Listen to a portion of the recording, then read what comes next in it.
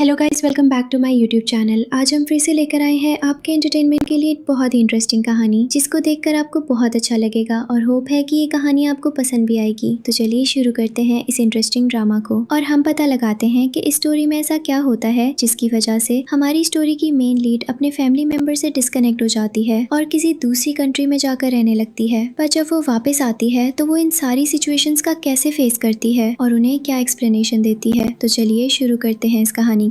Drama की starting में हमें एक लड़की को दिखाया जाता है जो एक मेंटल हॉस्पिटल के अंदर होती है। वहाँ पर एक मेंटल पेशेंट आकर उसे असॉल्ट करना शुरू कर देता है और गलत तरीके से उसे टच कर रहा होता है। इस लड़की का नाम मोआना होता है और वो उस आदमी को दूर कर रही होती है और कह रही होती है, तुम ये क्या कर रहे हो, मुझसे दूर हो जाओ। इस लड़की की बातों से तो लग रहा होता है कि ये कोई मेंटल पेशेंट नहीं है, पर ये हॉस्पिटल तक कैसे पहुंची ये हमें आगे की कहानी में पता चलेगा। तभी हम देखते हैं कि वहाँ पर एक नर्स आ जाती है और डॉक्टर भी आ जाते हैं, जो मोआना को उस आदमी के साथ देखकर उस आदमी को ना क्वेश्चन करके मोआना को क्वेश्चन करते हैं और उसे ब्लेम करने लगते हैं। वो कहते हैं कि तुम इस हॉस्पिटल के पेशेंट्स को अपने मतलब के लिए यूज कर रही हो और इसलिए हमें तुम्हें बहुत ही पेनफुल इंजेक्शन देना पड़ेगा। मोआना रिक्वेस्ट करती है कि मेरी कोई गलती नहीं है, वो मेरे रूम में आकर मुझे असॉल्ट कर रहा था। मैंने उसको दूर जाने के लिए बोला तो उसने मुझसे बदतमीजी भी की है। प्लीज मुझे माफ कर दो, प्लीज मुझे ये इंजेक्शन मत दो, क्योंकि इससे मेरी मेंटल हेल्थ खराब हो रही है और कहीं ना कहीं मेरे बॉडी में इसके साइड इफेक्ट्स भी दिख रहे हैं। हाँ, मैं प्रेग्नेंट हूँ, प्लीज आप थोड़ी ह्यूमैनिटी रखिए। वो उन लोगों से गिड़गिड़ा कर रिक्वेस्ट करने लगती है और कहने लगती है, प्लीज मुझे माफ कर दीजिए, पर ऐसा मत कीजिए।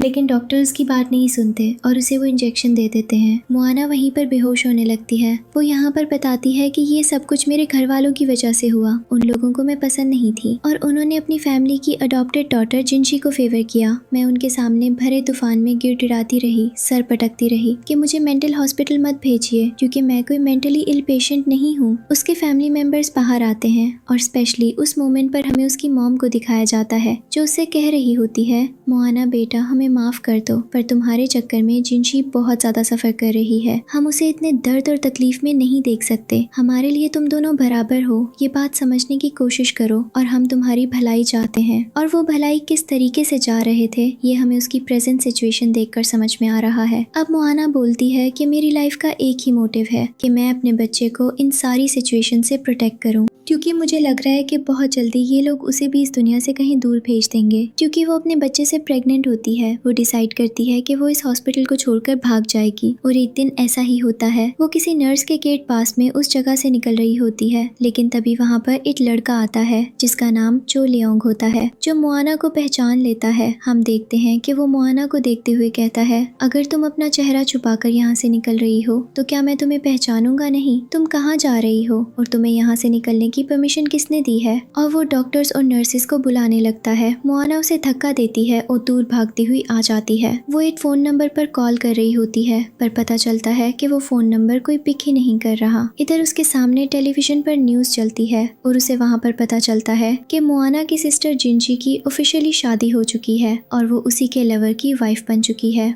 मोआना बहुत ज्यादा शॉक हो जाती है और उसे पता चलता है कि उसे हर तरीके से धोखा मिल चुका है। अब हम देखते हैं कि इधर वो वहाँ पर गिर भी जाती है, लेकिन जैसे तैसे करके वो भागती हुई आती है और बाहर आ जाती है। बाहर उसकी मुलाकात एक हैंडसम हंक लड़के से होती है, जिसे देखकर वो घबरा जाती है, पर वो बोलता है, मैं तुम्हारी मदद करूंगा, मैं यहाँ तुम्हें पकड़ने के लिए नहीं आया हूँ। इस लड़के का नाम जूलिंग होता है। हम देखते हैं कि वो मोआना से पूछता है, तुम्हें कहाँ जाना है? मोआना बोलती है, बस कहीं भी छोड़ दो। जूलिंग उसे बीच सड़क पर छोड़ देता है, पर वो मोआना को एक पुल के पास जाता हुआ देखता है। मोआना बोलती है, मेरी लाइफ का कोई मोटिव नहीं बचा। मुझे लगा था कि अगर मैं अपने बॉयफ्रेंड को ये बात बता दूंगी कि मैं उसके बच्चे से प्रेग्नेंट हूँ तो शायद वो मुझे एक्सेप्ट कर लेगा, पर लग रहा है कि ये सारी चीजें एक सपना थी जो अब टूट चुका है। हम देखते हैं कि वो ब्रिज से जंप करने वाली होती है, तभी जूलिंग पीछे से आकर उसे पकड़ लेता है और उससे कहता है, तुम क्या कर रही हो? मोआना बोलती है, मुझे जाने दो, मेरी दुनिया बिखर चुकी है, मेरे पास कुछ भी नहीं है। जूलिंग उससे बोलता है, जिस इंसान ने अपनी हिम्मत खुद ही खो दी हो उसके पास वास्तव में कुछ भी नहीं रहता, पर तुम्हारे पास मौका है, मैं तुम्हारी मदद करूंगा। अगर तुम्हें ये कंट्री छोड़कर कहीं जाना है तो तुम जा सकती हो, मुझे बताओ क्या करना है। और यहाँ पर वो उसका सपोर्ट लेती है। हमें इनके बीच का डिस्कशन नहीं दिखाया जाता। अब कहानी 4 साल आगे चली जाती है। 4 साल बाद हमें मोआना को दिखाया जाता है, जो अब परफेक्टली फाइन कॉर्पोरेट वर्ल्ड की क्वीन बन चुकी होती है। वो एयरपोर्ट से वापस आ रही होती है। उसके साथ एक 4 साल का बच्चा होता है जो उसे मदर कहकर बुला रहा होता है। फाइनली मोआना को एक जगह से पिक किया जाता है, जो लोग उसे पिक करके एक बहुत ही लग्जरी घर में छोड़ने के लिए जाते हैं। पता नहीं ये किसके लोग होते हैं और शायद आगे की कहानी में हमें ये दिखाया जाएगा। मोआना अपने बच्चे से बोलती है, तुम यहीं रुको, मुझे कुछ जरूरी काम है और जब मैं वापस आऊंगी तो हम बाहर डिनर के लिए जाएंगे। उसके बाद हम देखते हैं कि वो फुल स्वैग स्टाइल में अपने पेरेंट्स से मिलने जाती है, जिन्होंने उसकी लाइफ को बहुत ज्यादा हार्ड बना दिया था। इधर हम देखते हैं कि मोआना अपने पेरेंट्स से मिलने जाती है। वहाँ उसकी मॉम जिनची को बहुत ज्यादा पैम्पर कर रही होती है और उसके डैड भी वहाँ बैठे होते हैं। उसकी मॉम मोआना को देखकर कहती है, तो तुम वापस आ गई हो, कहाँ थी इतने साल तक? हमें लगा कि तुम इस दुनिया को छोड़कर जा चुकी हो। मोआना बोलती है, अभी नहीं, फिलहाल तो मेरा वक्त बहुत है, क्योंकि कुछ बदले आपसे लेने हैं और कुछ बदले उन लोगों से जिन्होंने मेरे साथ गलत किया है। और वो ये इशारा जिनची की तरफ करती है। जिनची पेरेंट्स के सामने खड़ी होती है और एक हम्बल और स्वीट गर्ल बनकर मोआना के सामने आती है। वो बोलती है, मुझे लगता है कि तुम मुझे गलत समझ रही हो, मैंने ऐसा कुछ भी नहीं किया। हर दिन मैं तुम्हें याद करती थी। ऑफिशियली तुम ही इस घर की डॉटर हो, मैं क्या हूँ? मैं तो यहाँ की एक अडॉप्टेड एलिमेंट हूँ। तभी उसकी मॉम कहती है, ऐसा कैसे बोल सकती हो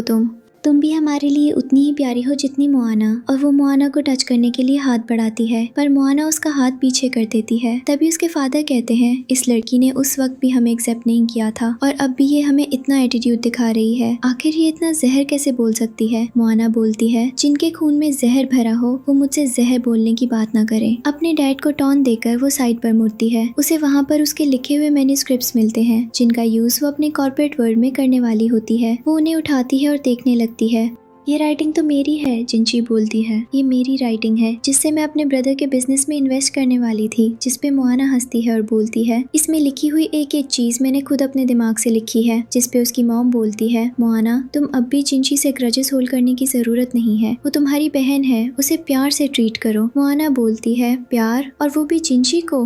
बिल्कुल नहीं। और हम देखते हैं कि इधर जिनची उसे कहती है, तुम ऐसा क्यों कर रही हो? मोआना बोलती है, क्योंकि धोखेबाजों के साथ ऐसा ही किया जाता है। अगर तुम सबको खुद बता दोगी कि ये सब कुछ तुम्हारी नहीं बल्कि मेरी राइटिंग है तो अच्छा होगा। अगर मैं प्रूफ लेकर आई तो शायद तुम्हारे साथ बहुत कुछ गलत हो जाए। जिसपे जिनची उसके ऊपर हाथ उठाने जा रही होती है और बोलती है, मुझे नहीं पता था कि मुझे तुम्हारा वेलकम तुम्हें मार कर करना पड़ेगा। और हम देखते हैं कि जैसे ही वो मोआना के ऊपर हाथ उठाने जाती है, मोआना उसका हाथ पकड़ लेती है और उसी के मुंह पर जवाब देती है, मतलब जिनची को थप्पड़ मारती है और बोलती है, शायद अब तुम्हारे दिमाग का शॉर्ट सर्किट ठीक हो गया होगा, क्योंकि तुम जिस तरीके से मुझसे पेश आ रही हो और वो भी अपनी गलती पर, ये चीज मैं टॉलरेट नहीं करूंगी। और हम देखते हैं कि वो अपने मैन्युस्क्रिप्ट्स वहाँ से लेकर चली जाती है। इधर मोआना की मॉम किसी को कॉल करती है, या मोआना के ब्रदर्स होते हैं, और उनसे कह रही होती है कि ये लड़की फिर वापस आ गई है। इसने जिनची को बदतमीजी से ट्रीट किया, उसे मारा भी और उसका सामान लेकर वहाँ से चली गई है। इधर हम देखते हैं कि मोआना अपने मैन्युस्क्रिप्ट्स को देखकर खुश होती है और बोलती है, आधा काम तो मेरा यही हो गया, अब मुझे बाकी किसी से डील्स करनी होंगी। लेकिन तभी उसे याद आता है कि उसे अपने बच्चे को बाहर डिनर पर लेकर जाना था। इधर हम जिनची को देखते हैं जो बहुत ज्यादा गुस्से में बैठी होती है। वो चोलियों को ये सारी बातें बता रही होती है और कह रही होती है वो दोबारा से वापस आ चुकी है। उसने मेरे साथ क्या किया? उसने मेरी राइटिंग्स ले ली और बोल रही है कि वो उसकी हैं। जिस पर चोलियोंग बोलता है, अब मामूली सी राइटिंग्स के लिए तुम दोनों बहनों के बीच में झगड़ा हो रहा है, इसमें मैं क्या करूं? फिर वो बोलता है, देखो जिनची, तुम्हें थोड़ी सी सिंपैथी रखनी पड़ेगी। वो इतना टाइम के बाद घर वापस आई है और तुम्हें उसको ऐसे वेलकम नहीं करना चाहिए था। कहीं तुमने ही तो चोरी नहीं की है। जिस पे जिनची बोलती है, तुम क्या बोल रहे हो? मैं ऐसा क्यों करूंगी? इधर हम देखते हैं कि जिनची लगातार खुद को डिफेंड कर रही होती है, जबकि गलती उसी की होती है। जिस पर चोलियोंग बोलता है, अब तुम टेंशन मत लो, मैं इस मैटर को लुक आफ्टर करूंगा। इधर हमें दिखाया जाता है कि मोआना अपने बच्चे को लेकर कहीं जाने ही वाली होती है कि तभी उसकी मुलाकात चोलियोंग से हो जाती है। चोलियोंग उससे बोलता है, तुम्हें ढूंढने में वक्त लगा पर मैं आ गया हूँ, मुझे ये बताओ कि तुम यहाँ पर कर क्या रही हो? और दूसरी बात, मैं इतने वक्त से ठीक कहाँ था? क्या तुम मुझे बताना जरूरी भी नहीं समझती थी? मोआना बोलती है, आजकल इस घर के हर एक मेंबर को मेरी फिक्र हो रही है। क्या बात है? कुछ बात है क्या?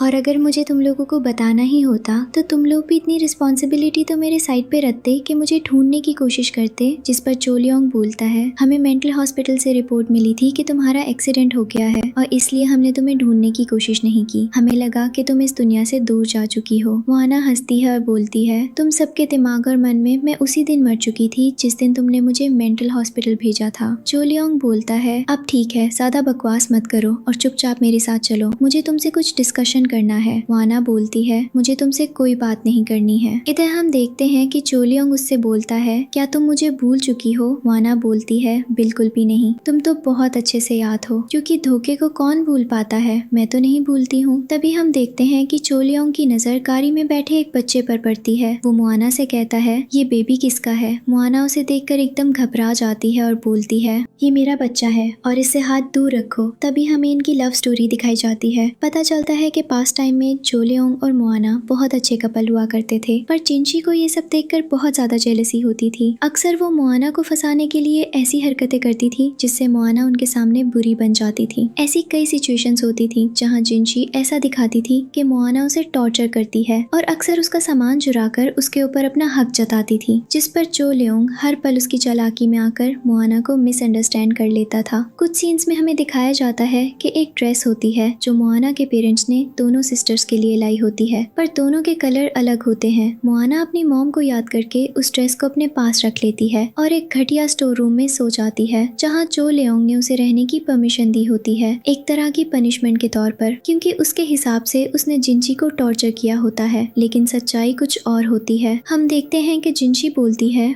ये ड्रेस मेरी है। मोआना सब कुछ एक्सप्लेन करने जाती है तो चो लियोंग उसे चांटा मार देता है और कहता है कि तुम अब चोरी भी करने लगी हो, झूठ भी बोलने लगी हो, तुमने तो मेरा सिर अपनी इंसाल से नीचे कर दिया है। इधर हम देखते हैं कि जिनशी हर वक्त ऐसा ही कुछ न कुछ करती रहती थी। अगले दिन जब मोआना अपनी पनिशमेंट पूरी करके चो लियोंग से मिलने आती है तो पता चलता है कि चो लियोंग और जिनशी उसके फादर के सामने खड़े हैं, जहाँ वो एक दूसरे से शादी करने की बात कर रहे होते हैं और प्रोमिसेस कर रहे होते हैं। मोआना को सिचुएशन समझ में आ जाती है कि उसके पीठ पीछे बहुत कुछ चल रहा था। शायद वही इन सारी चीजों के बीच में बेवकूफ बन रही थी और ये लोग उसे बेवकूफ बना रहे थे। वो ये दर्द बर्दाश्त नहीं कर पाती और वहीं पर बेहोश होकर गिर जाती है। अब हम प्रेजेंट में देखते हैं कि मोआना के सीने में ये सब याद करके बहुत तकलीफ हो रही होती है। उसे याद आता है कि गाड़ी में उसका बच्चा बैठा हुआ है और अगर वो ऐसे माहौल में यहाँ बेहोश हो गई और उसे पैनिक अटैक आ गया तो उसके बच्चे को कौन हैंडल करेगा। हम देखते हैं कि वो अपने बच्चे से बोलती है, तुम ड्राइवर अंकल के साथ घर जाओ, मॉम की मुलाकात उनसे कुछ वक्त बाद होगी, और वो अपने बच्चे को ड्राइवर के साथ भेज देती है। इधर हम देखते हैं कि वो चो लियोंग को भी गुड बाय बोलकर एक कंपनी के अंदर जाती है। कंपनी के अंदर एक मामूली सा इन्वेस्टर होता है जो अपने बिजनेस आइडिया को किसी को सुना रहा होता है और हम देखते हैं कि उसका पार्टनर उसे बहुत कुछ गलत बोल रहा होता है। उस सिचुएशन को हैंडल करने के लिए मोआना वहाँ पहुँच जाती है। वो उस बिजनेसमैन को एक बहुत बड़ा जवाब देती है और बोलती है, आपके जैसे घटिया और लो लोग ही होते हैं जिनकी वजह से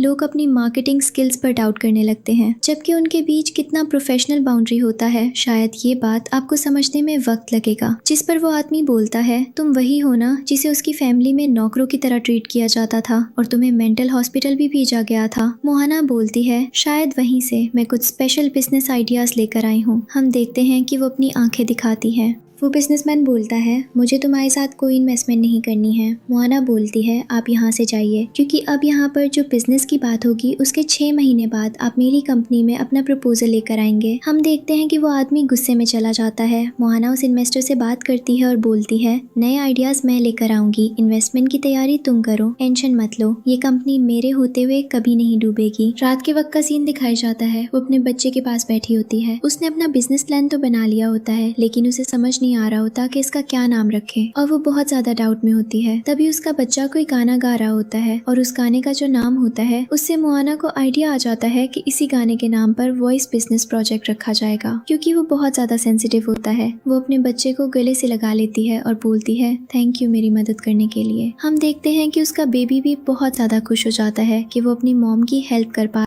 अगले दिन का सीन दिखाया जाता है। चो लियोंग मोआना के ऊपर रिसर्च कर रहा होता है कि आखिर वो बच्चा किसका है। तभी उसे उसे घर के अंदर से पियानो बजाने की आवाज आती है। म्यूजिक और बाकी सारी चीजों में मोआना को बहुत ज्यादा इंटरेस्ट होता है। उसे लगता है कि शायद मोआना घर आ चुकी है और वो उसे सरप्राइज दे रही है। लेकिन जब वो घर के अंदर जाता है तो वहाँ मोआना नहीं बल्कि जिंची होती है। चो लियोंग थोड़ा हैरान हो जाता है और जिंची से पूछता है, तुम यहाँ क्या कर रही हो? जिंची बोलती है, मुझे लगा कि ये गाना तुम्हारा फेवरेट है इसलिए बजाना चाहिए। जिस पे चो लियोंग बोलता है, ठीक है, अच्छा परफॉर्म किया तुमने। हम देखते हैं कि जैसे ही वो आगे जाता है उसे पियानो के पैर के नीचे एक बहुत ही प्योर एमुलेट दिखाई देता है। उसे देखकर वो बहुत ज्यादा गुस्से में आ जाता है और जिंची से बोलता है, ये यहाँ कहाँ से आया है? जिंची बोलती है, ऐसे लकी एमुलेट मेरे पास बहुत सारे हैं, मैंने सोचा एक को यहाँ रख देती हूँ क्योंकि ये पियानो बैलेंस नहीं हो रहा था। ये सुनकर चो लियोंग को बहुत ज्यादा गुस्सा आता है और वो जिंची से बोलता है, तुम्हारा दिमाग खराब हो गया है, तुम्हें पता है ना ये मैंने तुम्हें क्यों दिया था? इसके बाद कहानी फ्लैशबैक में जाती है जहाँ हमें मोआना को दिखाया जाता है जो अपने बॉयफ्रेंड के प्यार में एक पुराने मंदिर की सीढ़ियां चढ़ रही होती है और वहाँ अपना सिर पटक रही होती है ताकि उसके बॉयफ्रेंड को उसके अगले प्रोजेक्ट में बहुत ज्यादा सक्सेस मिले। वहाँ जो एमुलेट मिलते हैं वो लकी होते हैं और वही लेने के लिए वो वहाँ गई होती है। वो उन्हें लेकर चो लियोंग को देती है। चो लियोंग मोआना के एफर्ट से खुश होता है लेकिन जिंची को ये सब बिल्कुल भी बर्दाश्त नहीं होता। हम देखते हैं कि जिंची वहाँ आ जाती है और बोलती है, दरअसल ये एमुलेट मुझे चाहिए, मेरे भी कई कॉम्पिटिशन्स हैं और मुझे लगता है कि शायद आप ये मुझे नहीं दोगे। चो लियोंग के सामने मीठी मीठी और इमोशनल बातें करके वो एमुलेट ले लेती है। तभी अचानक वहाँ मोआना आ जाती है। मोआना कुछ पूछने ही वाली होती है कि जिंची नीचे गिर जाती है और मोआना के सामने अपना सिर पटकने लगती है। वो बोलने लगती है, प्लीज मुझे मत मारना, मुझे टॉर्चर मत करना, मैं ये वापस कर दूंगी। ये सब देखकर मोआना हैरान होती है और बोलती है, मैंने तो कुछ भी नहीं कहा, ये अपनी तरफ से ऐसा कर रही है। चो लियोंग बोलता है, मुझे समझ नहीं आता कि तुमने एक भोली सी बच्ची को कितना डरा कर रखा है। मोआना, तुम्हारे जैसे लोग इंसान नहीं बल्कि राक्षस होते हैं। हम देखते हैं कि वो मोआना को जोर का थप्पड़ भी मारता है। मोआना वहाँ मार खा रही होती है और एक गलत एलिगेशन में फंसकर सब कुछ टॉलरेट कर रही होती है। वो चो लियोंग को एक्सप्लेन करती है कि मैं उससे ये लेने नहीं वाली थी, मैं बस उससे कुछ कह रही थी। लेकिन चो लियोंग उसकी बात नहीं सुनता और मोआना को ही ब्लेम करता है। अब प्रेजेंट टाइम में जिंची को लगने लगता है कि उसकी सारी मेहनत बर्बाद हो रही है क्योंकि चो लियोंग अब धीरे धीरे उसे इमोशनली कट ऑफ हो रहा है। हम देखते हैं कि जैसे ही वो चो लियोंग को जाता हुआ देखती है पीछे से माफी मांगती है लेकिन चो लियोंग कोई रिस्पॉन्स नहीं देता। चो लियोंग बाहर आकर बैठ जाता है और बोलता है, कितनी बेवकूफ लड़की से मैंने शादी कर ली। जिंची को समझ नहीं आता कि किस सीन में क्या हुआ और इधर मोआना जो मुझे बिल्कुल भी वैल्यू नहीं कर रही है, कुछ समझ नहीं रही है, मैं क्या करूँ? मुझे समझ नहीं आ रहा कि मैं उसको कैसे दोबारा अपनी लाइफ में लेकर आऊँ।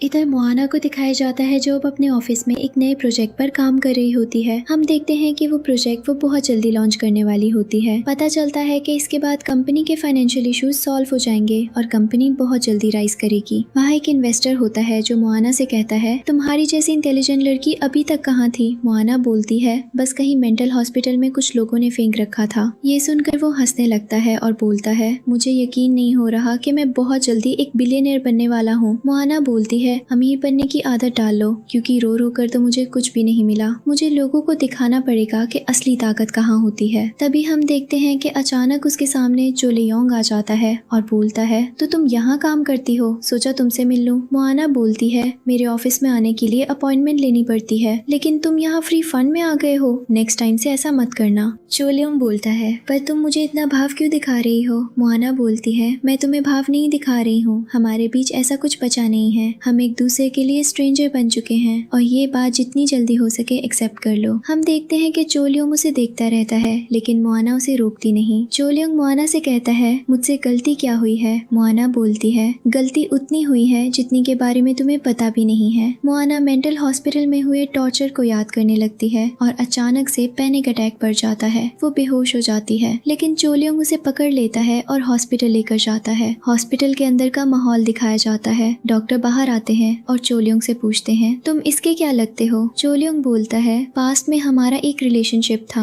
डॉक्टर बोलती है, शेम ऑन यू, तुम्हारी गर्लफ्रेंड को बहुत ज्यादा टॉर्चर झेलना पड़ा है और उसके बदले में उसे लाइफ टाइम ट्रॉमा मिला है। उसके बॉडी पर कई सारे मार्क्स हैं। ये सुनकर चोलियोंग हैरान हो जाता है और बोलता है ये सब कब हुआ। डॉक्टर वहाँ से चली जाती है। अब चोलियोंग को लगता है कि शायद इसी वजह से मोआना उससे नफरत करती है। हम देखते हैं कि वो मोआना के पास बैठा होता है। मोआना को होश आ जाता है। चोलियोंग बोलता है मैं बहुत खुश हूँ कि तुम अब ठीक हो। क्या तुम मेरे साथ मेरे घर चलोगी? पियानो तुम्हारा इंतजार कर रहा है, मैं उसे ठीक करवा दूंगा। ये सुनते ही मोआना को फ्लैशबैक का एक सीन याद आता है जब चोलियोंग ने खास तौर पर मोआना की हॉबी को देखकर उसके लिए पियानो लाया होता है। मोआना पियानो को बचाने की कोशिश कर रही होती है। उसी समय जिनची भी वहाँ होती है और बोलती है ये बहुत ज्यादा खूबसूरत है। मोआना बोलती है हाँ, और उसे बताने लगती है कि पियानो कैसे बजता है। जिनची बकेट खोल देती है और उसके अंदर हाथ डालती है कीज और बटन्स दिखाने के बहाने। फिर जिनची बकेट को बुरी तरह से फेंक देती है जिससे मोआना के हाथ में लग जाता है और जिनची खुद नीचे गिर जाती है। चोलियोंग का पूरा फोकस जिनची की तरफ चला जाता है जबकि मोआना के हाथ से खून बह रहा होता है। मोआना चक्कर खाकर वहीं गिर जाती है। अब प्रेजेंट में दिखाया जाता है कि हॉस्पिटल में डॉक्टर बता चुके होते हैं कि मोआना के हाथ की नर्व्स डेड हो चुकी हैं और अब शायद वो दोबारा पियानो नहीं बजा पाएगी। ये सब जिनची की वजह से हुआ होता है। लेकिन जिनची को ब्लेम करने की जगह चोलियोंग मोआना को केयरलेस बोल देता है और कहता है कि वो अक्सर ऐसी लापरवाही करती है तो मोआना को खुद को ब्लेम नहीं करना चाहिए था। ये बात मोआना को बहुत ज्यादा खराब लगती है क्योंकि वो इस माहौल में बुरी तरह फंस चुकी होती है और उसे लगने लगता है कि उसके आसपास जो लोग हैं उन्हें उसकी कोई परवाह नहीं है। जब मोआना को होश आता है और वो खुद को दर्द में होने की बात बताती है तो चोलियोंग उससे बोलता है कि ये सब कुछ सिचुएशन को अपने हिसाब से दिखाने के तरीके हैं। तुमने उल्टा जिनची को तकलीफ दी है, अब तुम्हारा हाथ चला गया है तो तुम उसे परेशान करने की कोशिश मत करना। ये कहकर वो जिनची को लेकर वहाँ से चला जाता है।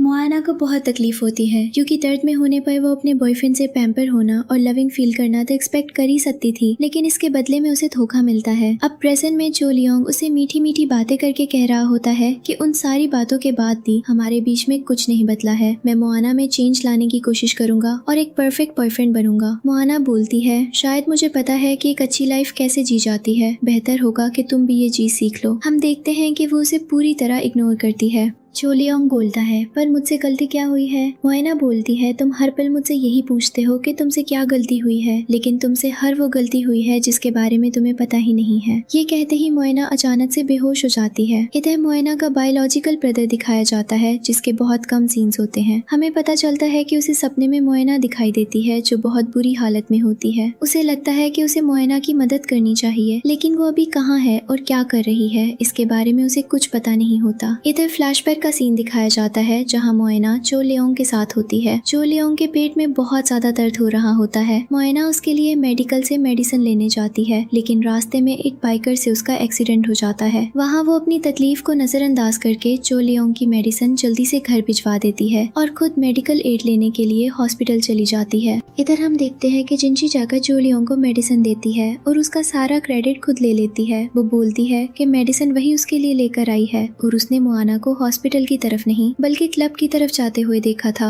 किसी लड़के के साथ। तभी मोआना वहाँ अपना टूटा हुआ हाथ लेकर आती है और बोलती है तुम ठीक हो ना, मैंने मेडिसिन जिनची से भिजवा दी थी। चोलियोंग बोलता है फिर से तुमने झूठी कहानी बनाना शुरू कर दी है। जिनची ने मुझे बताया है कि तुम क्लब की तरफ जा रही थी। मोआना बोलती है नहीं नहीं, ये मेडिसिन मैंने ही ला कर दी थी। चोलियोंग बोलता है फिलहाल मुझे तुम्हारी बातों पर बिल्कुल भी यकीन नहीं है, अब यहाँ से जाओ। इधर रात का सीन दिखाया जाता है जहाँ मोआना का बायोलॉजिकल ब्रदर बहुत परेशान हो रहा होता है। दूसरी तरफ मोआना के ब्रदर्स भी वहाँ मौजूद होते हैं और बोल रहे होते हैं कि ये यहाँ आकर क्या कर रही है, ये जिनची को फिर से परेशान करेगी। हमें ऐसे इंसान को अपनी फैमिली में नहीं रखना चाहिए। चोलियोंग उससे बोलता है तुम दूर रहो, जितना हो सके उतना दूर रहो। तभी उसका बड़ा भाई बोलता है मुझे मेरी सिस्टर से बात करने दो। वो मोआना से बोलता है कि मैं यहाँ आया हूँ मुझे पता है, लेकिन जिनची को किसी भी तरह की प्रॉब्लम नहीं होनी चाहिए। वो पहले की कंडीशंस के लिए भी माफी मांगता है। मोआना ये सुनकर हैरान हो जाती है और बोलती है आप क्या कह रहे हैं। तभी कहानी फ्लैशबैक में जाती है। वो उसका कजिन ब्रदर होता है। हम देखते हैं कि जब मोआना के हाथ पर बहुत ज्यादा इंजरी हो जाती है तो वो अपने कजिन ब्रदर को पूरी सिचुएशन बता देती है। उसे लगता है कि उसके कजिन ब्रदर को उसके लिए सिंपैथी महसूस हो रही है, लेकिन उसके साथ रात बिताने के बाद वो जिनची को टेक्स्ट करता है और बोलता है कि मैं थोड़ी देर में तुम्हारे पास आ रहा हूँ। मोआना की मेरी लाइफ में कोई वैल्यू नहीं है। हमें पता चलता है कि उस टाइम पर वो जिनची का फियांसे हुआ करता था। मोआना इस बात से बुरी तरह टूट जाती है जब वो जाकर अपने कजन ब्रदर से सवाल करती है कि कल रात हमारे बीच जो हुआ वो क्या था, तो उसके जवाब बहुत अजीब होते हैं। वो मोआना से बोलता है, मेरा तुमसे वैसे भी कोई रिलेशन नहीं था, मैं तुम्हारी सिस्टर के फियांसे हूँ और हमारी बहुत जल्दी शादी होने वाली है। तुम्हें समझना पड़ेगा कि हमारे बीच जो कुछ भी हुआ वो एक इमोशनल फ्लो था। ये सुनकर मोआना बहुत ज्यादा टूट जाती है क्योंकि अब वो हर तरह से लोगों से धोखा खा रही होती है। इधर हम देखते हैं कि उसका कजन ब्रदर वहाँ से चला जाता है। अब प्रेजेंट का सीन दिखाया जाता है। मोआना स्माइल करती है और उससे पूछती है, तो फिर तुम्हारी जिंजी से शादी क्यों नहीं हुई? उसका कजन ब्रदर बोलता है, वक्त रहते उसने मेरे पेरेंट्स और अपनी फैमिली को बता दिया कि हम एक परफेक्ट चॉइस नहीं है। फिर उसने तुम्हारे बॉयफ्रेंड से शादी कर ली क्योंकि उसे लगा कि वो परफेक्ट चॉइस है। ये सुनकर मोआना हंस देती है और बोलती है, असली गेम तो उसी ने खेला है।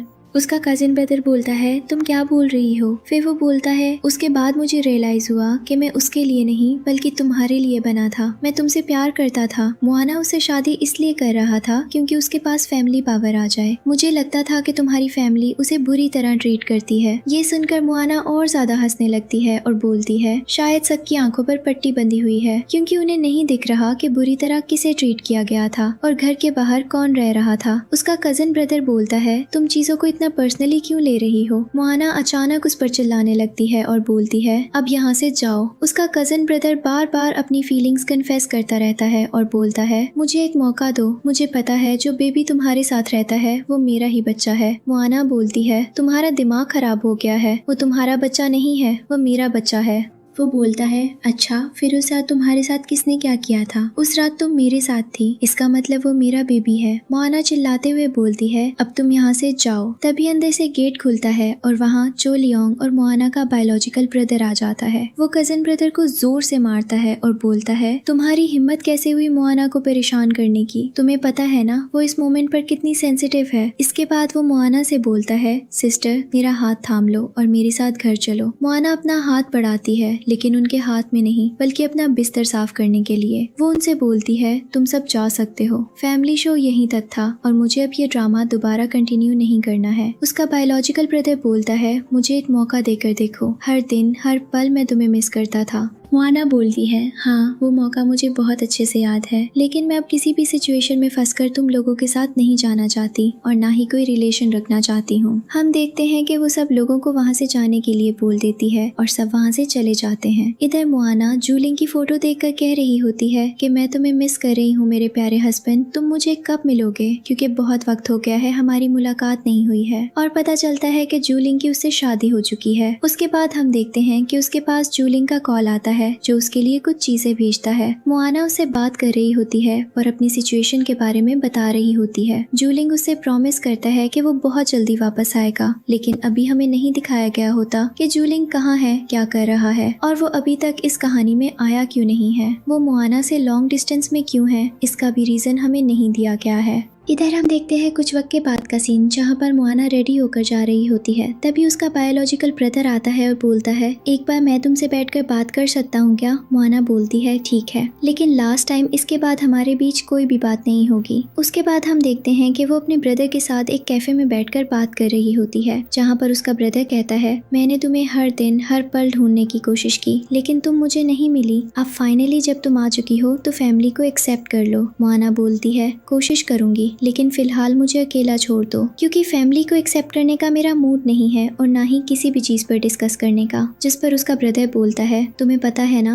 मैं हर पल तुम्हें उतना ही प्यार दिया करता था जितना जिनशी को। मोआना फ्लैशबैक में जाती है जहाँ पर उसके पेरेंट्स ने उसे टीनेज टाइम में आधी रात को भारी सर्दी में घर से बाहर निकाल दिया होता है। वो फोन के सामने गिड़गिड़ाती है लेकिन उसके मॉम और डैड उसके मुंह पर गेट बंद कर देते हैं। मोआना को समझ नहीं आता कि वो कहाँ जाएगी और अभी प्रेजेंट में उसका ब्रदर उससे क्वेश्चन करता है कि तुम किसी अच्छे घर में तो रह रही हो ना। फिर कहानी दोबारा फ्लैशबैक में जाती है जहाँ पर मोआना अपने बायोलॉजिकल ब्रदर के पास जाती है और उससे रिक्वेस्ट करती है कि वो इस टाइम पर कहाँ जाएगी, कोई उसे रहने के लिए घर नहीं देगा, वो उसकी मदद करे। जिस पर उसका ब्रदर उसे बीच सड़क बिना किसी सेफ्टी के छोड़कर चला आता है। अब प्रेजेंट में मोआना हंस रही होती है और बोल रही होती है, कर्मा एक बहुत बुरी चीज है। घूम फिर कर सारी चीजें लौट कर आ जाती हैं। जिस पर उसका ब्रदर कहता है, प्लीज मुझे माफ कर दो, उस साल मैं भी थोड़ा परेशान था लेकिन अब सारी चीजें ठीक हो चुकी हैं, तुम घर आ सकते सकती हो? और तुम्हारे बेबी का क्या हाल है? मुझे कब उससे मिलवाओगी? मैं भी उसका अंकल हूँ, मुझे एक बार उससे मिलने दो। मोआना गुस्से में आती है और बोलती है, तुम मुझसे नहीं मिलोगे। मैं अपने बच्चे के ऊपर किसी भी घटिया इंसान का साया नहीं देख सकती हूँ, और ना ही मेरे फैमिली मेंबर्स का, उन फैमिली मेंबर्स का जिन्होंने मुझे फैमिली के नाम पर एक सर्वेंट बनाकर रखा था। और हम देखते हैं कि वो फिर फ्लैशबैक में जाती है जहाँ पर उसके ब्रदर ने उसके ऊपर फेक एलिगेशंस भी लगाए होते हैं। फिर वो उठकर जाने लगती है और बोलती है कि हमारे बीच की बातचीत यहीं खत्म होती है। दोबारा मुझसे किसी भी तरीके की मुलाकात करने की कोशिश मत करना। अगर ऐसा हुआ तो मैं तुम लोगों के लिए लीगल एक्शन लूंगी। जिस पर उसका ब्रदर बोलता है, तुम इतनी ज्यादा जिद मत करो। और वो उससे पूछता है, क्या तुम्हारा किसी के साथ कोई रिलेशनशिप चल रहा है? मोआना ये बात सुनकर स्माइल करने लगती है और अपनी रिंग की तरफ देखने लगती है और कहने लगती है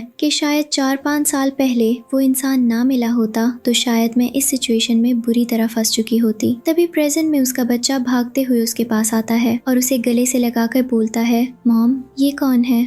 इधर हम देखते हैं कि जो मोआना का बायोलॉजिकल ब्रदर होता है वो अपने सामने अपनी सिस्टर के बेबी को देखकर बहुत ज्यादा इमोशनल हो जाता है, लेकिन मोआना अपने बच्चे को लेकर वहां से चली जाती है। ये जो बायोलॉजिकल ब्रदर होता है वो एक फेमस सुपरस्टार होता है और उसे कुछ लोग देख लेते हैं और कहने लगते हैं कि ये रैंडम लड़की से क्यों मिलने आ रहा है, क्या इसका कुछ लिंक है? क्योंकि उन लोगों को नहीं पता होता कि उसकी एक सिस्टर भी है। रात के वक्त का सीन दिखाया जाता है। मोआना अपने बच्चों को सुला रही होती है और उसका बच्चा उससे क्वेश्चन करता है, मॉम हम अपने डैड से कब मिलेंगे? डैड कब वापस आएंगे? जिस पर वो बोलती है, बहुत जल्दी, क्योंकि वो किसी मिशन पर गए हुए हैं और जैसे ही वो मिशन फिनिश होगा वो हमारे पास वापस आ जाएंगे। अभी तुम सो जाओ। फिर हम देखते हैं कि वो बेड साइड टेबल पर रखी अपनी और अपने हस्बैंड की फोटो देखने लगती है और तभी उसके नीचे रखी होती है उसकी फैमिली फोटो, जिसे वो अक्सर देखकर अपनी फैमिली को याद किया करती थी। लेकिन अब वो कहती है इन सारी बातों का कोई मतलब नहीं बनता और ना ही इन फोटोज का, और वो इसे जला देगी क्योंकि उसके बच्चे ने देख लिया तो वो कई सारे सवाल करेगा। अब हम देखते हैं अगले दिन का सीन जहाँ पर मोआना एक मीटिंग ले रही होती है। मीटिंग में वो कई सारे लोगों को टास्क बांट रही होती है और बोलती है, बहुत जल्दी हमारी कंपनी हाई पेस पर पहुंचने वाली है। मैं चाहती हूँ कि आप सब लोग एक्टिव हो जाएं और कंपनी को ग्रो करने की कोशिश करें। इधर हम देखते हैं कि वो मीटिंग लेकर नीचे आती है। तभी वहाँ पर उसका बच्चा उससे मिलता है और वो उसे देखकर गले से लगा लेती है। तभी पीछे से उसका बायोलॉजिकल ब्रदर आ जाता है जो उन्हें देखकर खुश होता है और बोलता है, मैं तुम लोगों से मिलने आ रहा था, मुझे नहीं पता था कि तुम लोगों से मेरी मुलाकात यहाँ होगी। मोआना उसे बोलती है, मुझसे दूर हो जाओ, मैं बता चुकी हूँ कि मेरे और मेरे बेबी से दूर रहो, तुम्हें समझ क्यों नहीं आ रहा है? जिस पे वो बोलता है, मुझे माफ कर दो, मुझे पता है कि चीजें तुम्हारी तरफ बहुत ज्यादा गलत हुई हैं, लेकिन अब मुझे एक मौका दो। मोआना कहती है, किसी भी तरीके का कोई भी मौका नहीं दिया जाएगा, ना ही मुझसे बहस करो और हो सके तो मुझसे डिस्टेंस मेंटेन करके रखो। तभी अचानक वहाँ पर कई सारे मीडिया रिपोर्टर्स आ जाते हैं जो सीक्रेट सुपरस्टार से पूछते हैं, आप यहाँ क्या कर रहे हैं? क्या ये वही लड़की है जिसे आप डेट कर रहे हैं? जिस पे वो बोलता है, नहीं ये वो लड़की नहीं है जिसे मैं डेट कर रहा हूँ, ये वो लड़की है जो मेरी लाइफ में सबसे ज्यादा इम्पोर्टेंट है। मोआना उसकी बातें सुनकर साइड हो जाती है और वो बोलता है, ये वही है जिसने मुझे हमेशा संभाला है, ये वही है जो मेरे फैमिली मेंबर्स के सबसे ज्यादा क्लोज थी। मोआना सोचती है इसे हो क्या गया है, ये इमोशनल स्पीच देने जैसी एक्टिंग क्यों कर रहा है। सभी मीडिया रिपोर्टर सब कुछ कैप्चर कर रहे होते हैं और हम देखते हैं कि वो मोआना का हाथ पकड़ता है और बोलता है, ये मेरी बायोलॉजिकल सिस्टर है जो बहुत वक्त से हमसे दूर थी और मुझसे नाराज है, इसलिए बात नहीं कर रही है। मोआना उसकी बातों को इग्नोर करती है और अपने बच्चे को लेकर जाने लगती है। मीडिया रिपोर्टर्स मोआना से क्वेश्चन करते हैं कि आप इन्हें माफ क्यों नहीं कर रही हैं, लेकिन मोआना कोई जवाब दिए बिना अंदर चली जाती है। इधर उसका ब्रदर बोलता है, मेरी बहन मुझसे बहुत ज्यादा नाराज है, मैं चाहता हूँ कि आप सब लोग उससे बोले कि वो मुझे माफ कर दे क्योंकि मुझसे बहुत बड़ी गलती हो गई है, मैं उसकी माफी के लायक नहीं हूँ, लेकिन प्लीज मेरी तरफ से रिक्वेस्ट करें। और इधर हम देखते हैं कि ये न्यूज वायरल हो चुकी होती है। फिर रात के वक्त मोआना अपने बेबी को सुलाने के बाद अपने हस्बैंड को कॉल कर रही होती है। वो उससे बात करके अच्छा फील कर रही होती है और सारे माहौल के बारे में उसे बताती है। अगले दिन का सीन दिखाया जाता है जहाँ पे मोआना अपने बच्चे के साथ कहीं जा रही होती है। तभी उसके सामने कई सारे गार्ड्स आ जाते हैं और उसके सामने झुकने लगते हैं और तभी वहाँ पर चो लियोंग आता है जो मोआना से मुलाकात करता है। मोआना बोलती है, ये सब क्या है? तभी हम देखते हैं कि उसका बच्चा पूछता है, मॉम। मोआना पूछती है, आप कौन हो अंकल? जिस पर वो जवाब देता है कि मैं वही हूँ जिसने तुम्हारी मॉम की हर एक विश को पूरा किया। और हम देखते हैं कहानी फ्लैशबैक में जाती है। मोआना का बर्थडे होता है जिंची के घर आने से पहले और हम देखते हैं कि वो अपना बर्थडे फैमिली मेंबर्स के साथ सेलिब्रेट कर रही होती है, जहां उसके डैड उसे कोई एक्सपेंसिव गिफ्ट देते हैं और उसकी मॉम उसे एक लग्जरी कार देती है। उसके बाद बारी आती है चो लियोंग की, क्योंकि वो उसका बॉयफ्रेंड होती है। वो पूछती है तुम मेरे लिए क्या लेकर आए हो, जिस पर चो लियोंग उसके लिए बहुत सारे डॉक्यूमेंट्स लेकर आता है, जिसमें बहुत सारी चीजों की अथॉरिटी मोआना को मिल चुकी होती है और वो सब लोग सेलिब्रेट करते हैं। मोआना सोचती है फालतू के बकवास मत करो और वो अपने बेबी को लेकर जाने लगती है। इधर हम देखते हैं कि मोआना अपने ऑफिस आती है और नीचे कोई जोर जोर से चिल्ला रहा होता है कि मुझे मोआना से मुलाकात करनी है और वो बार बार उससे माफी मांग रहा होता है और ये कोई और नहीं उसका कजन ब्रदर होता है। और रिशनन सबकी इन हरकतों से परेशान हो रही होती है। इधर हम देखते हैं कि रात में जाकर फिर से वो जूलिंग से बात करती है और उसे अपडेट देती है कि यहाँ क्या माहौल चल रहा है। वो बोलती है कि मैं तो टैंग आ गई हूँ, मुझे समझ नहीं आ रहा कि ये सब कुछ मैं कैसे हैंडल करूँ। अब हम अगले दिन का सीन दिखाते हैं। मोआना के बेबी का बर्थडे होता है और वो उसे सेलिब्रेट कर रही होती है। तभी अचानक दरवाजे पर किसी की आवाज आती है। ये कोई और नहीं चो लियोंग, उसका बायोलॉजिकल ब्रदर और उसका कजन ब्रदर होता है जो उसे मुलाकात करने आया होता है। और ये सब लोग मोआना के पास उसके बेबी का बर्थडे सेलिब्रेट करने आए होते हैं। ओरिजिनल रोकती है लेकिन वे लोग बात नहीं मानते हैं और रिक्वेस्ट करते हैं, तो ओरिजिनल अंदर बुला लेती है और बोलती है इसके बाद आप लोग तुरंत चले जाएं, मेरे बेबी से किसी भी तरीके की बात डिस्कस नहीं होनी चाहिए। तभी पीछे से जिनशी आ जाती है और बोलते हैं मेरे बिना ये पार्टी अधूरी है, फैमिली का पार्ट तो मैं भी हूँ। हम देखते हैं कि वो उसके बच्चे के लिए गिफ्ट लाती है लेकिन उसका बच्चा बोलता है आंटी आपको अपने स्लीपर्स बाहर उतार कर आना चाहिए। जिनशी उसे एटीट्यूड दिखाते हुए बोलती है जितने तुम्हारे घर के टाइल्स एक्सपेंसिव नहीं है उससे ज्यादा मेरी चप्पल एक्सपेंसिव है। और हम देखते हैं कि वो वहाँ बैठ जाती है और बोलती है मोआना तुम्हें तो बहुत ज्यादा मजा आ रहा होगा ना, इतनी सारी अटेंशन एक साथ जो मिल रही है। मोआना बोलती है जिनशी ये मेरे बच्चे का जन्मदिन है, मैं किसी भी तरीके का कोई भी तमाशा नहीं चाहती। जिस पर वो बोलती है तमाशा होगा भी नहीं, क्योंकि तुम्हें पता है ना तो मैं ये टेंशन लेने की इतनी ज्यादा पसंद थी। मोआना बोलती है मैं बोल रही हूँ तुमसे शांत हो जाओ, चीजों को बर्बाद मत करो, रहना है तो रहो वरना यहाँ से जाओ। और वो हंसकर बोलने लगती है पता है ना तुम्हें कि चो लियोंग मेरा हस्बैंड है, मेरा फियांसे है और तुमने मेरे पहले फोनसे के साथ इस बच्चे को जन्म दिया है। मोआना बोलती है तुम्हें कैसे पता, क्या कोई प्रूफ है तुम्हारे पास? तभी बाहर से नेवार साकार बकवास सुनने लगते हैं और हम देखते हैं कि मोआना का जो ब्रदर होता है वो गेट लॉक करता है और उसका बायोलॉजिकल ब्रदर जिनशी से बोलता है तुम बहुत फालतू का तमाशा कर रही हो, ये एक बच्चे का बर्थडे है, हम इसे ऐसे हैप्पी बनाना चाहिए। जिस पर वो बोलती है तमाशा कर रही हूँ, तुम तीनों मिलकर मुझे इग्नोर कर रहे हो जब से ये आई है। मोआना उसके आगे पीछे घूम रही है, क्या तुम्हें मैं नहीं दिखाई दे रही हूँ? जिस पर वो चिढ़ाने लगती है।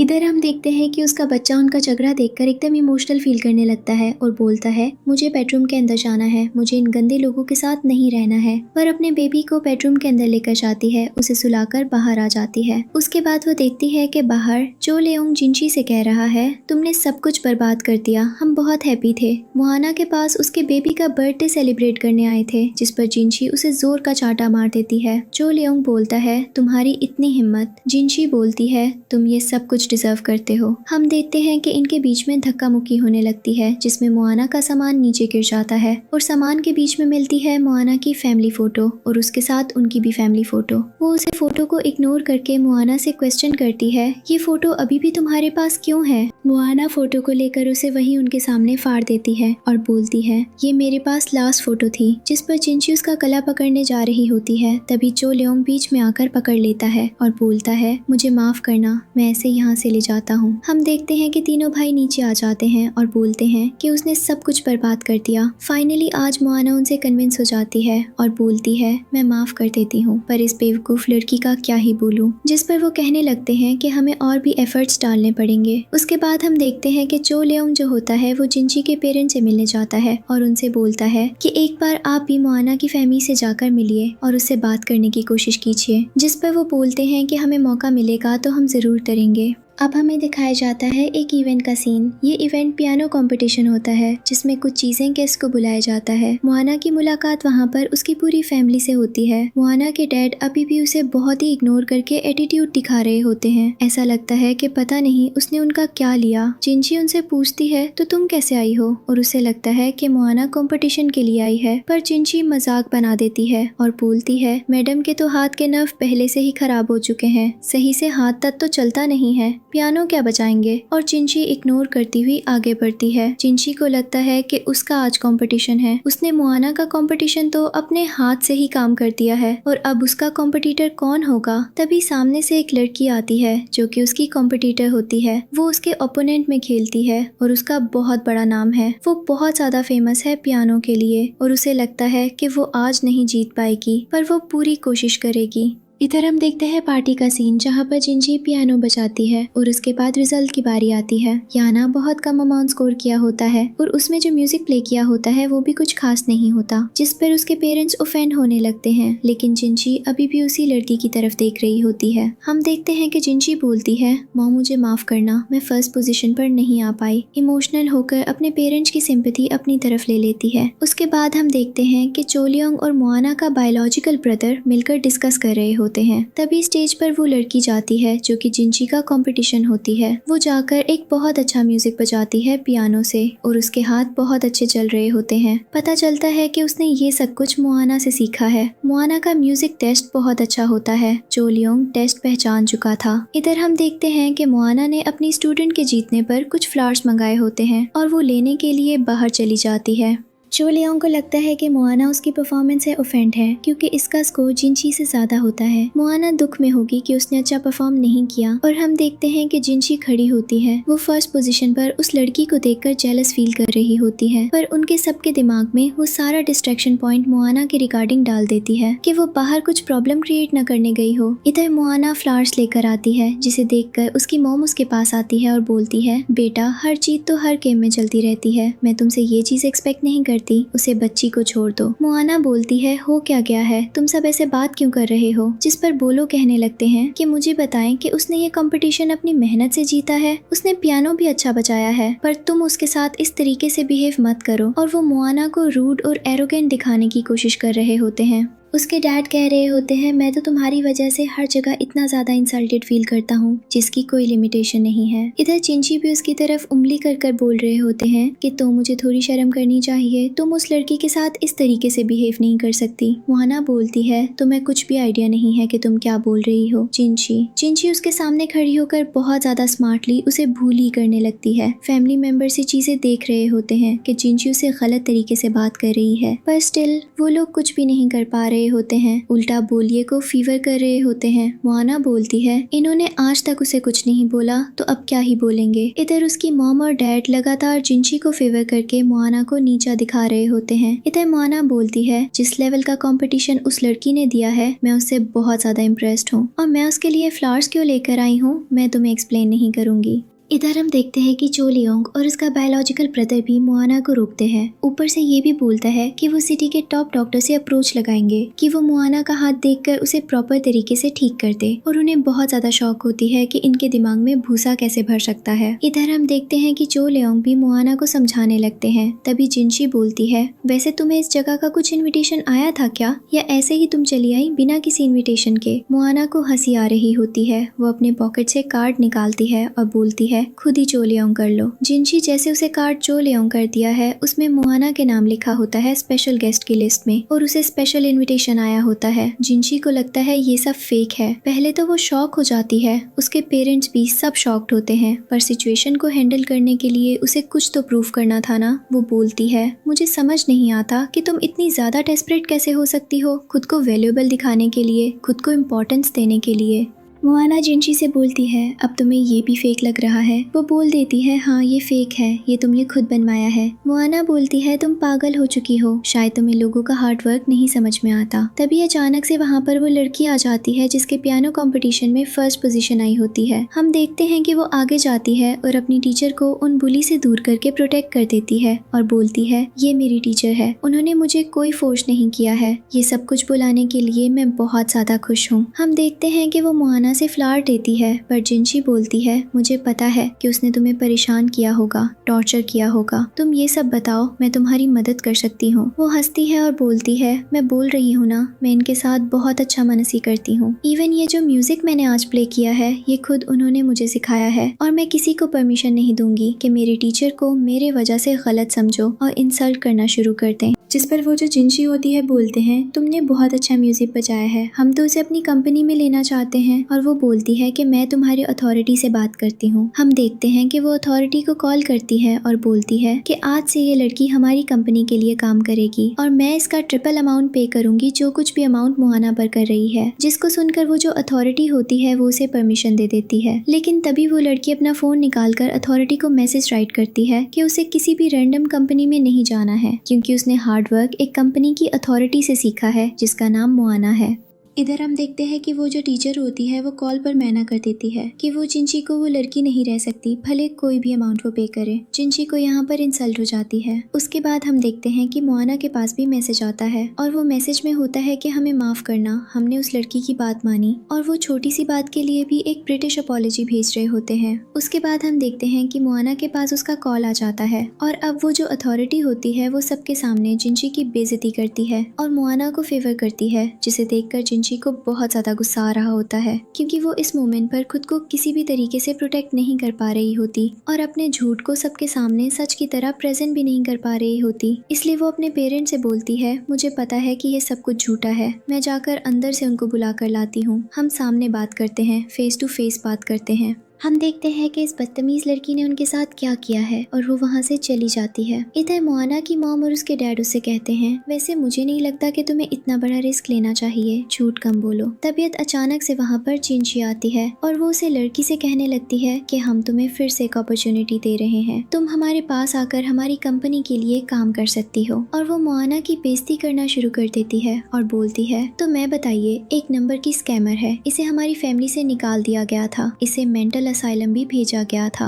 जिस पर उस लड़की को गुस्सा आता है और वो जिंची को जोर का चाटा मारती है और उसे बोलती है, तो मैं पहले भी समझाया था, मेरी टीचर की इंसल्ट करोगी तो उसके बदले में यही मिलेगा, मैंने तुम्हें इतना राइट नहीं दिया है। जिसको सुनकर जिंची शॉक हो जाती है सभी लोग और वो कहने लगते हैं कि मोहाना तुम्हारी टीचर कैसे हो सकती है बेटा, तुम उसके प्रेशर में आकर ये सारी चीजें बोल रही हो, क्योंकि मोहाना के तो हाथ खुद खराब हैं। मोहाना बोलती है, ये किसने बोला, अगर मेरे हाथ खराब है तो मैं एक पियानो टीचर नहीं बन सकती। मैंने बहुत वक्त पहले कंपनी के लिए ऐसा पियानो कंपैटिबल टीचर की तरह काम किया था और उस कंपनी में पियानिस्ट की तरह फंक्शन कर रही थी। लोगों को पियानो सिखाना उस कंपनी के लिए बहुत ज्यादा प्रॉफिटेबल हो रहा था और मुझे ये चीज आपको एक्सप्लेन करने की जरूरत नहीं थी। जिन लोगों ने मेरा काम देखा है उनकी वजह से मैं आज यहाँ हूँ, आप लोगों के सामने खड़ी हूँ अपने दम पर। आप अपनी बात कीजिए, आपने क्या किया जिंची को। जिसको सुनकर उसके डैड शॉक्ड हो जाते हैं और बोलने लगते हैं, ऐसा कैसे हो सकता है। जिंची तो खुद हैरान होती है और उसके बाद हम देखते हैं मोहाना कहती है, इन सब के दिमाग का कैसे खराब रहता है, उन्हें नहीं पता कि ये क्या कर रहे हैं, बस उनसे कुछ भी गलत बकवास मेरे बारे में करवानी हो तो ये कर सकते हैं। तबीयत अचानक से वहाँ पर उसे जगह की अथॉरिटी आ जाती है जो मोहाना को ट्रबल में देखकर कहती है, मैडम आपको किसी भी तरीके की हेल्प चाहिए। इधर हम देखते हैं कि जो जिंची की पूरी फैमिली होती है उसे इग्नोर किया जा रहा होता है। जिंची हैरान होती है और बोलती है कि हमने आपको स्पॉन्सर किया है, आप इस लड़की से क्यों पूछ रहे हैं, ऐसे क्या मदद चाहिए क्या नहीं। जिस पर वो बोलते हैं कि क्योंकि मैडम ने हमें उस अमाउंट ऑफ स्पॉन्सरशिप प्रोवाइड किया तो हमें उनसे पूछना ही चाहिए, आप बीच में मत पड़िए। जिसको सुनकर सभी लोग हैरान हो जाते हैं, खुद मोहाना के पेरेंट्स भी, कि मोहाना एक अच्छी खासी कंपनी की स्पॉन्सर मैनेजर है, ऐसा कैसे हो सकता है।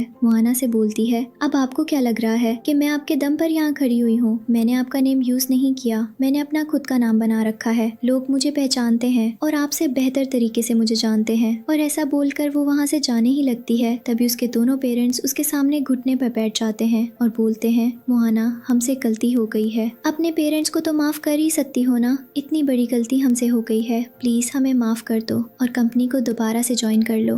मोहाना बोल देती है, मैं आपकी कंपनी ज्वाइन नहीं करूंगी क्योंकि मुझे पता है कि आप मेरी कंपनी ज्वाइन करने के प्रॉफिट से अपनी कंपनी को आगे बढ़ाना चाहते हैं। पर हम देखते हैं कि सबके सामने तमाशा होने लगता है और वो सबके सामने झुककर माफी मांग रहे होते हैं। इधर उसके डैड बार बार उसे यही कह रहे होते हैं कि हम एक फैमिली हैं। मोहाना की मॉम कह रही होती है कि जब तुम छोटी थी मैंने तो अपने हाथों में खिलाया है। मोहाना बोल देती है, उसके बाद खुद फेंक भी दिया, ये चीज आप भूल चुकी हैं क्या। जिसको सुनकर वो उन्हें उल्टा सीधा बहुत ज्यादा सुना रही होती है। तभी उसका डैड एकदम से खड़े होते हैं और बोलते हैं, बहुत हुआ, मैंने और तुम्हारी मॉम ने बचपन में तुम्हारे ऊपर बहुत सारे पैसे स्पेंड किए थे, वो सारे पैसे हमें वापस करो। मोहाना बोलती है, उसका कोई रिकॉर्ड है आपके पास, आपके जैसे पेरेंट्स होने ही नहीं चाहिए जो बच्चों को पैदा करके उनके ऊपर एहसान दिखाते हैं। तभी चूलेओंग बीच में आता है और बोलता है, अंकल आंटी अब ये किस तरीके की बात कर रहे हैं और आपको इतने गट्स किसने दिए जो आप अपने बच्चे से इस तरीके की बात कर सकते हैं। जिस पर जिनशी भी बीच में आ जाती है और बोलती है मॉम और डैड बिल्कुल ठीक बोल रहे हैं, तो इतने पैसे तो दे ही सकती हैं। तभी अचानक से वहाँ पर एंट्री होती है जूलिंग की, जिसे पहली बार सबने देखा होता है और सब शॉक्ड होते हैं। जूलिंग आकर बोलता है मेरी वाइफ से कोई भी किसी भी तरीके की बदतमीजी और बकवास नहीं करेगा। मेरी वाइफ यहाँ पर इंसल्टेड फील करने नहीं है, उसे लोगों ने यहाँ पर रिस्पेक्ट देने के लिए बुलाया गया है। चीफ गेस्ट का मतलब आपको समझ में आता है या नहीं? इतने तो आप एजुकेटेड होंगे। उसे देखकर सब शॉक्ड होते हैं। यहाँ पर हम देखते हैं कि मोआना अपने हस्बैंड के पास भागती हुई जाती है और बोलती है तुम कब आए वापस? जूलिंग बोलता है मैं तुम्हें सरप्राइज देना चाहता था, पर मुझे क्या पता था कि इन लोगों ने माहौल इतना ज्यादा खराब कर रखा है। तबीयत अचानक से मोआना का कजन ब्रदर उसे देखकर बोलता है तुम कौन हो? जिस पर मोआना बोलती है ये मेरा हस्बैंड है। जिस पर वो बोलता है ऐसा हो ही नहीं सकता, इसे तुमने यहाँ पर एक्टिंग करने के लिए बुलाया है ना, ताकि हम यकीन करें कि ये तुम्हारा हस्बैंड है। मोआना बोलती है तुम सब इतने पागल कैसे हो सकते हो? क्या दिमाग नहीं है? क्या घुटनों में दिमाग है तुम सब लोग? उसके बाद हम देखते हैं कि जूलिंग उसे बोलता है तुम लोगों की हिम्मत बहुत ज्यादा बढ़ गई है। पहले तो खुद गलती करते हो और यहाँ बकवास करते हो। मोआना ने रोक दिया और बोलती है जूलिंग इनके मुंह लदने की जरूरत नहीं है। पर जूलिंग यहाँ पर नहीं रुकता, उल्टा उन्हें बार बार सुना रहा होता है। और हम देखते हैं जो लियोंग जो होता है वो शॉक्ड होता है, क्योंकि कोई भी उसे नहीं पहचान रहे होते हैं। जो लियोंग मोआना से कहता है मैंने तुम्हारे इस हस्बैंड को तो इस सिटी में कभी भी नहीं देखा। तभी मोआना के डैड को याद आता है कि ये तो फेमस प्रिंस मिस्टर जूलिंग है, जिनके बारे में किसी को कुछ पता ही नहीं है। जिसको सुनकर सभी शॉक्ड हो जाते हैं और बोलते हैं तुमने मेरी डॉटर से शादी की है, और उन्हें बहुत बड़ा शौक लगता है। यहाँ पर जिनशी को लगता है कि उसने किसी गलत इंसान से पंगा लिया है और अब उसकी फैमिली की सारी अटेंशन मोआना को मिलने वाली है। वो इस मोमेंट को हैंडल करने के लिए अपने डैड से बोलती है डैड इसने कुछ ना कुछ ट्रिक फिर चलिए, इसकी बातों पर यकीन मत करो। जिस पे उसके डैड जोर का चांटा मारते हैं और बोलते हैं कि तुम्हारी वजह से सब कुछ बिगड़ चुका है जिनशी, हमारे हाथ से माहौल चला गया है, अब तुम बताओ अब क्या करना चाहिए। जिनशी बोलती है डैड आप गलत चीजों में पड़ रहे हैं। इधर हम देखते हैं उसकी मॉम बोलती है घर आओ बेटा, हम तुम्हारे हस्बैंड और तुम्हारे बच्चे से मिलकर बात करना चाहते हैं। और बोलती है मैं आप लोगों से अपने रिश्ते बहुत वक्त पहले ही खत्म कर चुकी हूँ। आपको इतना इग्नोर करने के बाद और इतना एटीट्यूड दिखाने के बाद भी मुझे रियलाइज हो चुका है कि आप ये सारी चीजें नहीं समझने वाले हैं। और हम देखते हैं कि वो अपने हस्बैंड को लेकर वहाँ से जाने लगती है। गाड़ी आगे बढ़ ही रही होती है कि तभी उसका कजन ब्रदर गाड़ी के सामने आ जाता है और बोलता है तुमसे कुछ जरूरी बात करनी है। मोआना जूलिंग से बोलती है क्या करना चाहिए? जूलिंग बोलता है 2 मिनट बात कर लो, क्या फायदा इसी गाड़ी के नीचे कुछ आ जाए। और हम देखते हैं कि अब उसका कजिन ब्रदर उससे बात करने लगता है और बोलता है मुझसे पहले गलतियां हुई हैं, मुझे माफ कर दो, मैं अभी भी तुमसे उतना ही प्यार करता हूँ जितना पहले करता था। और मोआना से बोलता है पर इन सारी बातों का कुछ फायदा नहीं है, क्योंकि मेरी मुसीबत के वक्त में ये इंसान मेरे साथ था, तुम नहीं। तुमने तो उस वक्त भी जिनशी के ऊपर यकीन किया, और तुम जिस बच्चे को अपना बोल रहे हो, क्या तुमने उसकी रिस्पॉन्सिबिलिटी ली थी जब वो मेरे पेट में था? और कहानी फ्लैशबैक में जाती है और जब मेंटल असाइलम हम छोड़कर एक छोटे से कमरे में रहने लगती हैं कंट्री साइड जाकर। लेकिन जिनशी को ये चीज भी पता चल जाती है और वो अपने घर से कुछ गुंडों को लेकर आती है और उन गुंडों की मदद से मोआना को पूरी रात पिटवाती है और उसे असॉल्ट भी कराती है। और ये भी उसे बोलती है कि अगर उसने ये घर नहीं छोड़ा और यहाँ से नहीं गई तो वो उसे मार देगी। और हम देखते हैं कि वो पूरी रात ठंड में उसे ग्राउंड पर लेकर फेंक देती है। आधी रात को वहाँ पर उसकी मुलाकात जूलिंग से होती है, जो उसे आकर उठाता है और उसे हॉस्पिटल ले जाता है और उसे बचाता है। और उसके बाद हम देखते हैं कि वो जूलिंग के साथ अपनी एक इजी लाइफ शुरू कर देती है। जूलिंग उसके सारे ट्रॉमा से उसे हील करने में मदद कर रहा होता है, चाहे वो कुछ भी हो। जूलिंग ने उसे दोबारा से पियानो बजाना सिखाया, जूलिंग ने उसके साथ टाइम स्पेंड किया और उसे फिक्स किया, उसके बच्चे को भी अपनाया जबकि वो किसी और का बच्चा था, और उसे एक फैमिली का दर्जा दिया। जिसको सुनकर वो शॉक्ड होता और बोलता है तो फिर मेरे बच्चे को मुझे वापस कर दो। मोआना बोलती है किसी भी कीमत पर नहीं, अब तुम यहाँ से जाओ। और हम देखते हैं कि वो गाड़ी के अंदर जाकर बैठ जाती है, जिस पर उसका कजन ब्रदर जबरदस्ती गाड़ी रोकने को बोल रहा होता है, पर मोआना नहीं मानती। और हम देखते हैं कि वो बैठकर वही रोने लगती है और कहने लगती है कि उसे बहुत बड़ी गलती होगी, या ये सब कुछ देखकर बहुत ज्यादा जेलस फील कर रही होती है और कह रही होती है इस लड़की के हाथ में इतना सब कुछ कैसे हो गया? मैंने तो उसे बर्बादी के रास्ते पर छोड़ा था, पर ये आबाद होकर वापस आई है, इसे तो मैं दोबारा से बर्बाद कर दूंगी, उसकी लाइफ में कभी अच्छा टाइम आने ही नहीं दूंगी। हमें अगला सीन दिखाया जाता है और अपनी फैमिली के साथ होती है। उसका बच्चा बहुत ज्यादा खुश होता है कि आज उसका डैड वापस आ गए हैं और वो उनकी गोद में बैठकर उनसे प्यार कर रहा होता है और कह रहा होता है, अब आप मुझे और मॉम को कभी छोड़कर तो नहीं जाएंगे। जिस पर उसके डैड बोलते हैं, हाँ बात तो बिल्कुल सही बोली है, इतनी प्यारी फैमिली को छोड़कर कहाँ जाना है। मोआना बोलती है, मुझे ये सिटी बहुत जल्दी छोड़नी है, यहाँ पर दुश्मन बहुत ज्यादा बढ़ रहे हैं, मैं ऐसे माहौल में अपने बच्चे को तो नहीं पाल सकती। जिस पे जूलिंग बोलता है, तो मैं जैसा ठीक लगे हम इस टाउन को जल्दी से जल्दी छोड़ेंगे। मोआना बोलती है, मेरे कुछ पुराने प्रॉपर्टी और एसेट से हम पड़े हुए हैं, मैं उन्हें वेलफेयर कम्युनिटी में दे दूंगी कि वो बच्चों की भलाई के काम आएंगे। जूलिंग बोलता है, ये तो बहुत अच्छी बात बोली है तुमने मोआना। मोआना बोलती है, मेरा यही प्लान है और मैं चाहती हूँ कि आप मुझे इस काम में सपोर्ट करें। जूलिंग बोलता है, मेरा पूरा सपोर्ट है, तो मैं तुम्हें जो करना है तुम करो जाकर। और इधर मोआना अपनी फैमिली को देखकर बहुत ज्यादा खुश होती है और बोलती है, मुझे कभी नहीं बताया कि उन सारे जख्मों से निकलकर गॉड मुझे इतना अच्छा परिवार और इतने अच्छे लोग देगा। इधर हमें दिखाया जाता है जिनची की फैमिली को, जहाँ पर उसकी मॉम और उसके डैड बैठकर रो रहे होते हैं और कह रहे होते हैं, हमने मोआना को गलत समझा, उससे पंगा लेकर हमने बहुत बड़ी गलती कर दी। तभी जिनची वहाँ पर आती है और बोलती है, आजकल के लोग लोगों को सताना और कंपटीशन करना तो जानते ही नहीं है। वो अपने डैड से बोलती है, डैड अगर आप सच में चाहते हो कि वो हमारी कंपनी में वापस आए और हमारी कंपनी बैंक करप्ट होने से बच जाए, तो आपको मेरी प्लानिंग माननी होगी। और उसका डायरेक्ट बोलते हैं, क्या करना है। तो वो बोलती है, उसके पास एक बच्चा है, हमें उस बच्चे को किडनैप करके यूज ब्लैकमेल करेंगे और पैसे लेकर उसके बेबी को छोड़ देंगे। इससे ज्यादा क्या होगा, हमारी कंपनी में एक अच्छा खासा इन्वेस्टमेंट आ जाएगा और हमें किसी से कर्जा भी नहीं लेना पड़ेगा। जिस पर उसके फादर बोलते हैं, क्या तुम श्योर हो इस चीज के लिए। वो बोलती है, मैं 100% श्योर हूँ, आप मेरी बात मानी है। जिस पर उसके डैड तैयार हो जाते हैं और बोलते हैं, हमें इस प्लानिंग के लिए काम करना पड़ेगा। अगले दिन का सीन दिखाया जाता है। मोआना अपने लॉयर के पास जाती है और उसके पास एक कॉन्ट्रैक्ट बनवा रही होती है। वो कॉन्ट्रैक्ट डोनेशन कैंप के लिए होता है। वो बोल रही होती है कि इस कॉन्ट्रैक्ट में लिखे हुए हर एक एसेट, हर एक प्रॉपर्टी, हर एक अमाउंट में उस वेलफेयर कम्युनिटी को डोनेट करना चाहती हूँ जो बच्चों के वेलफेयर के लिए वर्क करते हैं और सिटी में वेलफेयर कैंप चलाते हैं। जिस पर वो बोलता है, आप श्योर हैं। मोआना बोलती है, मैं 100% श्योर हूँ, आप ही काम प्रोसेस कीजिए, मैं इस पर सिग्नेचर करने के लिए तैयार हूँ। लॉयर सारे डॉक्यूमेंट्स रेडी कर लेता है। मोआना जैसी साइन करने जाती है, उसके पास कॉल आता है कि उसके बच्चे को कुछ लोग किडनैप करके ले गए और उन्हें समझ आ जाता है कि ये घटिया काम जिनची और उसकी फैमिली ने मिलकर किया होगा, क्योंकि उनके अलावा ये गलत हरकत कोई कर ही नहीं सकता। वो तुरंत वहाँ जाती है और लॉयर से बोलती है, आप टेंशन मत लीजिए, ये काम आप कंटिन्यू करें, मैं आकर आपसे मुलाकात करती हूँ। और अब हम देखते हैं कि वो कहती है, मैं यहाँ से एक एक चीज डोनेट करके जरूर जाऊंगी और मैं अपनी फैमिली को एक दिन का भी नहीं दूंगी। और उसके बाद हम देखते हैं कि वो अपने बच्चे को बचाने के लिए जाती है बताए हुए एड्रेस पर। वहाँ पर जू लिंग और वो साथ में होता है। उसके बच्चे को एक चेयर से बांध रखा होता है और वो अपनी मॉम के लिए बार बार बुला रहा होता है कि मॉम मुझे बचा लीजिए, ये लोग मुझे मार देंगे। जिस पर मोआना बोलती है, आप लोग पैसों के लिए इतने ज्यादा नीचे गिर गए हैं कि आप मेरे बच्चे को मारने के लिए तैयार हैं। जिस पर उसका डैड बोलते हैं, हम तैयार नहीं हैं, हमें पैसे चाहिए अगर तुम उसकी सेफ्टी चाहती हो। मोआना बोलती है, मैं समझ रही हूँ, हमने तुम्हें प्यार से समझाया पर तुमने मेरी बात नहीं समझी। और दुख की बात ये होती है कि मोआना की मदर भी इन सारी चीजों में शामिल होती है और वो भी मोआना को टॉर्चरिंग कर रही होती है और कहती है कि तुम्हें ये करना पड़ेगा।